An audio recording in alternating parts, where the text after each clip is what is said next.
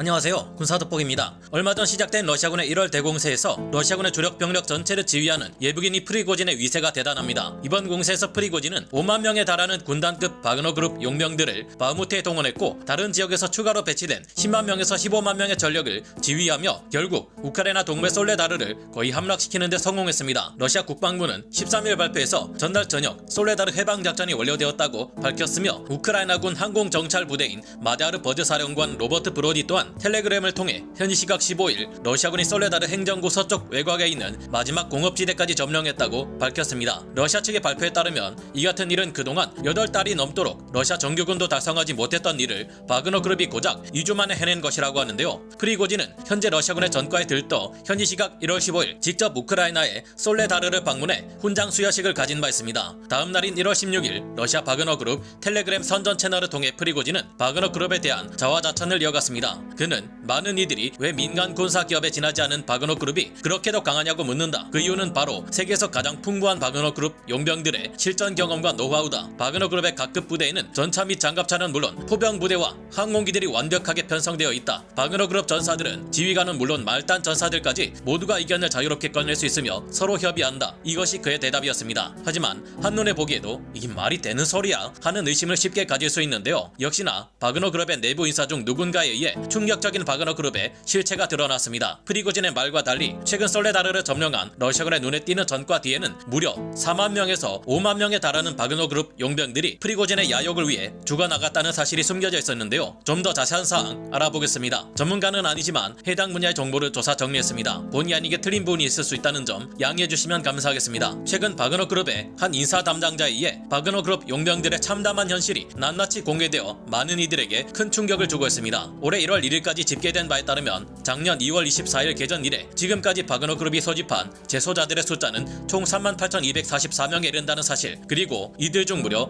29,543명이나 되는 이들이 우크라이나 전장에서 전사자가 되었거나 실종 처리되었다는 사실이 폭로되었는데요. 29,543명의 전사자가 발생했다는 사실이 1월 1일 전해진 집계 숫자라는 사실은 곧 그 후 시작된 러시아군의 솔레다르, 바흐무트 대공세로 인한 사상자 숫자는 전혀 반영되지 않았다는 것을 뜻하는데요. 실제로 10만 명에서 15만 명에 이르는 러시아군의 본격적인 보병 중심의 막무가내식 공세가 1월 1일 이후 감행되었고, 가장 치열한 격전이 벌어질 때 발생한 러시아군 전사자 수만 하루에 수천 명에 달하는 것으로 전해진 바 있습니다. 이는 1월 1일 이후 지금까지 희생된 러시아 바그너 그룹 전사자들 수를 모두 합칠 경우 최소 4만 명에서 5만 명 이상에 이른다는 결과를 예상하게 만드는데요. 러시아는 재소자들을 바그너 그룹 용병으로 끌어들이며 전장에서 전과를 세우면 사면해주겠다고 했지만 이들 중 살아남은 이들은 거의 없었습니다. 모두 합해 고작 106명의 재소자들만이 전쟁터에서도 끝까지 살아남아 죄를 사면받고 풀려날 수 있었다고 하는데요. 그렇다는 말은 곧 프리고진이 재소자들을 바그너 그룹 대원으로 끌어들인 다음 이들의 대부분을 전선의 총알바지 및 대포밥으로 동원해 희생시켜 버렸다는 것을 뜻합니다. 실제로 그동안 여러 오신트 정보 통들을 통해 알려진 바에 따르면 러시아 정규군도 그렇지만 특히 바그너 그룹은 별도의 독전대를 운용하며 용병들을 사지로 내모는데 수단 방법을 가리지 않았다는데요. 독전대는 전장에서 아군 병사들을 위험한 전장으로 돌격하도록 지시하며 만약 이 명령을 어기고 저항할 경우 처형해 버리는 역할을 수행합니다. 그러나 우크라이나군은 지난 8개월 동안의 전투에서도 그렇고 특히 최근 솔레다르 바흐무트 방면에 러시아군 공세를 막아내기 위해 대규모의 포격과 항공폭격, 기관총 사격 등을 동원하고 있다는 것이 다름 아닌 바그너 그룹 대원들의 증언을 통해 전해지고 있습니다. 최근 미국의 싱크탱크인 전쟁연구소 ISW의 분석에 따르면 현재 바그너 그룹에게 프리고진의 말은 절대 어길 수 없는 절대법이며 그의 지시를 따르기 위해 바그너 그룹은 어떠한 희생이라도 감수한다는 사실을 전했는데요. 1월 15일 이후로도 러시아에서는 봄까지 무려 50만 명의 병력을 더 징집해 우크라이나 전쟁에 동원할 것이라고 하니 바그너 그룹과 러시아 정규군을 합해 도대체 얼마나 많은 러시아의 젊은 청년들이 전쟁을 위해 희생되어야 할지 우려스럽게 만드는데요. 과거 2차 세계대전 시기 이처럼 끝없는 병력이 마지막까지 일본에서 저항하자 결국 미국은 원자폭탄이라는 초강수를 실행에 옮긴 바 있습니다. 이제는 이런 핵무기가 자칫 인류의 멸망을 불러올 수 있는 무기가 되었다는 점을 생각해보면 막대한 인명을 희생시키는 전쟁을 중단할 수밖에 없게 만드는 또 다른 방법이 무엇일지 고민해보게 하는 것 같네요. 오늘 군사돋보기 여기서 마치고요. 다음 시간에 다시 돌아오겠습니다. 감사합니다. 영상을 재밌게 보셨다면 구독, 좋아요,